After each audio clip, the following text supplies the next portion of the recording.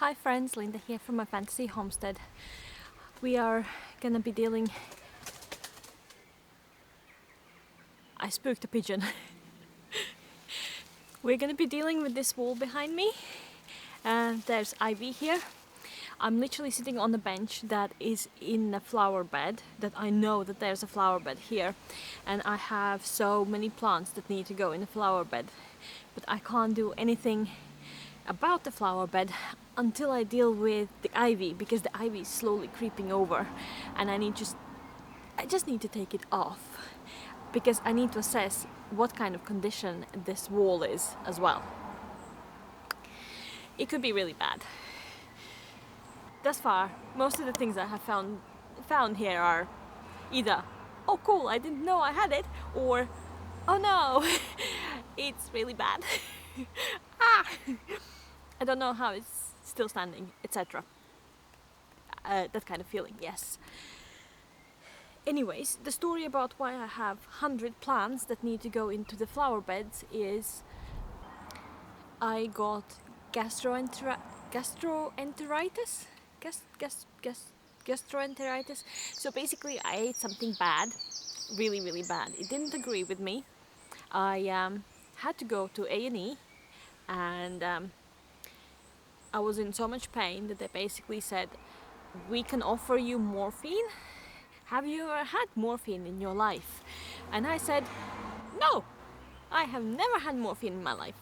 So they gave me some morphine. Great thing is, morphine's amazing for pain management. I had the best nap of my life because the pain was just gone and I just fell asleep for a couple of hours. But then I woke up and I was super groggy and a little bit high, I think, from morphine and from pain management. And I started browsing on my phone for plant sales. And Mark didn't stop me. And I was literally scrolling on my phone going like, oh, I like that. Oh, look, 30 plants for £15. I will have one of that. Most of these plants were plug plants and a little bit itsy bitty, smallish, and they came in a post, and I had 2 massive boxes. And now they're all big enough to go into the soil. But I don't have anywhere to put them at the moment. And I know that there's a flower bed here, so we need to uncover what's going on here. So I'm just gonna take the ivy off today, mulch it all, and yeah, it's after work. So it's 5 o'clock. I actually like the summer because it is giving me more time to deal with things, and at least 4 hours after work instead of like in the winter when it gets dark at 3 o'clock and you still have 2 hours of work and then you can't do anything because it's dark. I just smacked myself in the face. It's fine, it's fine. I have my headphones to listen to Emily D. Baker because I do like her voice. Her voice is so soothing and so nice. My lovely gloves, these are for Ivy, and my secateurs. Do you remember we painted them together? The one thing that I really had to do, I didn't put a sealant over it. So most of the tools, the paint is rubbing off. So I should have put some kind of varnish over it, but I just spray painted it. We learn, and next time I'm gonna paint them again. I'll put something on top, okay, so that lasts longer. This is the wall that we need to deal with, and I don't even know where to start. Do we start from that end? Probably, because it's the end, and I can probably encroach easier there than by the garage here or by the workshop wall here, because it's a lot harder to do that there. There. I don't know how the camera is coming out because it is really bright. It's not sunny, but it's just kind of really bright sunshine, and I have inherited a bench that's been cracked. I looked at Google Maps and it looks like it wasn't cracked 2 years ago, but then something has happened to it, and it's probably with people breaking in. They cracked this really lovely, looks like cement bench. It has really pretty legs. It looks like they have been carved. I can't really see because there's nettles in the front of it. Haha! I'm not going near that. Not yet. I have my wellies on as well today, so. I have just looked at that end of ivy there where the wall is skewed, that I know it's skewed. And we're not gonna start from that end because the ivy that is living on the wall, I think it's attached to the tree, and I do not want to disturb the tree because there's a lot of little birds nesting, like sparrows and blue tits and grey tits. I have seen a lot of little ones, and there's a robin around as well. He's so tame. He just jumped on our car and he was just checking me out and going like, so are you gonna give me some seeds or not? So I think I need to get a bird feeder. But then I have lots of jackdaws, and they are just like, when they see food, they just beeline for it and go like, mine, mine, mine, mine, mine, mine, mine. I'm just talking with you, so I don't need to start on this because I am kind of dreading it. Did I show you I will need to take this off as well. It's grown into the tree. It looks like a washing line that was before probably nailed into the tree and was probably attached to the house. Just, I think there, if you can see that little bloop, it looks like a pulley system. So it could have been a really, really cool way to dry your clothes with a pulley system and a line. Maybe they just had it like one way, you know? I don't know. But it's broken. Looks like it's been broken for a very long time. I'll make a pile of ivy here, there, to be mulched down. I'm mulching down the ivy because I do not trust it to compost. So I'm mulching it in small pieces and then I'm composting it, because otherwise I think it will just keep growing because it has those little spurs and no. Okay, I'll stop jabbering and let's just start and then let's see what happens. Okay? Okay. I hope you enjoyed the time lapse.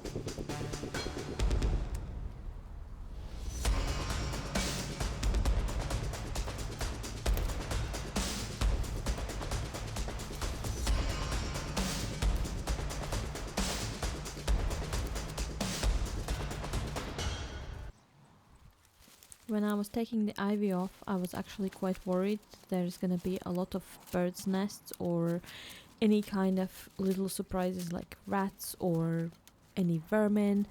But what I found was just lots and lots of spiders. It is very satisfying to see the wall being uncovered from the ivy, but as I was going through this process, I figured that most of the mortar is now gone from in between the bricks, and what is actually in between the bricks is just ivy roots. So most of them are just still there because they are keeping the bricks far apart from each other, and it is acting like a mortar. I had to be super careful when I was taking all of this off. Some of the bricks were literally falling out of the wall as well. So as I was pulling out the ivy off the wall, the brick was moving with it, because ivy has little suckers, like little roots that stick to things. So I had to dislodge them with a chisel slash spadey thing. I don't know how you call it. I actually really like the slight little roof on top of the wall. At least it's not gonna get wet. That's gonna be one of the few issues that it won't have, because it has a roof. It doesn't have anything else.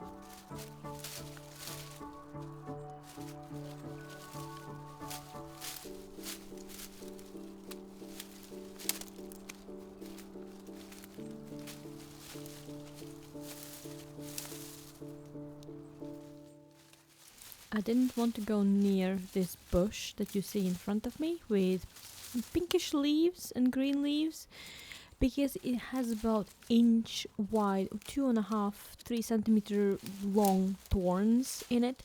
So as you go near it, it just stabs you wherever you touch it, because it's a spiky thing.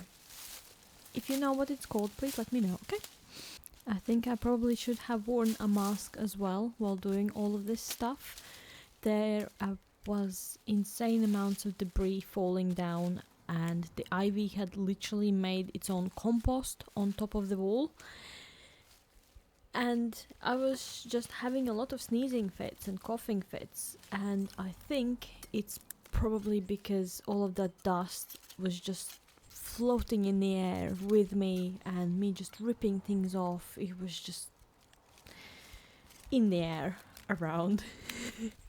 I do not know why, but I do find this very satisfying, even if it's completely useless. Just taking the roots off of the wall and scraping them off, it's very, very rewarding inside. It's like power washing.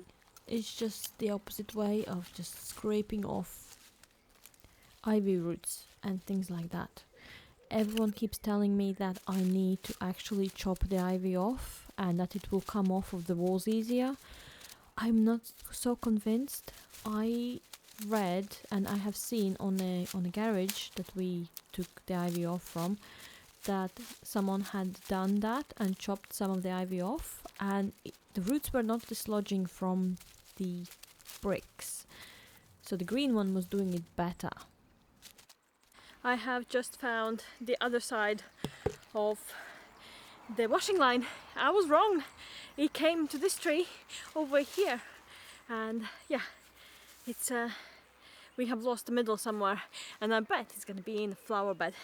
Like, I will just have a piece from both ends. Okay, so I have done this side. Da, da, da, da. It's done. It's lovely. Well, I will give you my conclusions in a bit, but behind this wall is a footpath and the ivy is choking the footpath, so we are gonna go and I'm gonna chop some ivy off of there. Maybe I will take it back to like knee high or something, and then I will chuck it over this wall to be processed on this side, so that people have easier time walking their dogs behind this wall, and yeah, so they can see how bad it is. It's really, really bad. Okay, I'll keep the suspense, and let's go and do the other side really fast. It's 7 o'clock in the evening. I have spent 2 hours doing this, but this was worse, I hope. And the other one is just snip, snip, snip, snip, snip, donk, over. You know, I don't know. I need to go and pinch the electric secateurs from Mark because he's already chopping some ivy and he is mulching it. We got that off of the garage roof. I will put some pictures here and here. I don't know if I'm gonna do that. But yeah, the garage before and after, and I think it is a great difference. There was no way of me actually filming it because it's so close to the road that my camera would definitely be smashed at some point. But we got the ivy off of the roof and off the wall and off of the wall of the garden wall there, and everything seems fine there. Not so much here. But talking about electric secateurs, I got those specifically for ivy because I was doing it with manual secateurs and my hands were literally dying. It felt like they were on fire at the end of the day and I couldn't do anything. Literally gripping things were like, painful. Like I hadn't used all of these little muscles in my fingers. You know when you go to the gym and you come back and 2 days later you feel like bad? Yes, that's how I felt, but with my hands. So I got electric ones, so it would be easier to deal with it. Thus far, they are amazing, seriously. Best decision I have done. Bit cumbersome because they're heavy, but in the same time they're just going through like this thick wooden stems, like it's nothing, it's like it's butter. Just don't put your fingers in through, you know, because it will probably go through your fingers the same way as it goes through the ivy stems. It won't care. Seriously, they're strong. Okay, let's go. Okay, let's go. Pinch secateurs from Mark. Go to the back of the house in the footpath. Do all of the ivy. Throw it over the fence. And then show you the pile, how big it is. Shall we start? Yes? Yeah. You actually need to hold it down for 3 seconds and then it turns on. There you go. Now it's on. And it turns off after 4 seconds of not using. As I was already mentioning, this is a public footpath, so everyone can use it. There's a lot of people who walk their dogs and their dogs run through to the fields to do their thing. This footpath has started to become very, very narrow because of the ivy slowly encroaching and growing sideways into it, so there is less and less room for people to walk through, especially when it rains. Everything's wet. You do not want to touch or brush against wet bushes, basically, and that's what ivy is. I do have a plan of eventually maybe taking the ivy off completely and then putting honeysuckle there, because honeysuckle it smells so lovely. See, it takes off easy. It's the size of my finger. I wouldn't be able to do this with secateurs, just with secateurs. It would kill my arm, my fingers. Yeah, it's just too big. Doesn't that look so much better and so much wider overall? Now it's just the cleaning part. I have chucked all of the bits from the other side onto this side, and picking up it took a long time. But doesn't it look lovely? The wall, the wall looks amazing. You can see which subsection was rebuilt. I think, like just behind me, it looks like someone had rebuilt the section of the wall. I wonder if it had actually fallen down or anything, and that's why we rebuilt it. But it's rebuilt with cement, and the wall's like 2 bricks thick. Oh yeah, welcome to my piles. I think the pile of branches and ivy was about as tall as me at the end of it. Just barely could put it on. Now that that is done, I don't think if you can really see how much the wall is actually leaning. So this side is leaning right. The mortar, as you can see, the bricks are pointing like a cake wedges in between them. The supporting column is gone. Most of the mortar up above is gone, and that is the section that has been rebuilt. When I'm saying the mortar is gone, I mean the mortar is gone and the ivy is actually just holding it together. Yeah, it's gonna be a lot of work. We're gonna finish where we started, basically. The wall is in a really poor condition. This tree, this one, is an ash, so it's gonna be triple the size of it is now. I know that because down there, that big thing is its mum.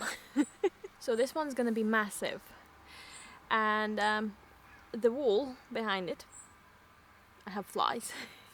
I have flies. I haven't seen mosquitoes or like any kind of insects for so long that having insects here is amazing. Anyways, getting distracted. The wall already behind it is being pushed away and it's bending like this. Yeah. And then I have on the opposite side there has been a maple and someone's chopped it off, and you know when you basically the maple has regrown as if it was coppiced.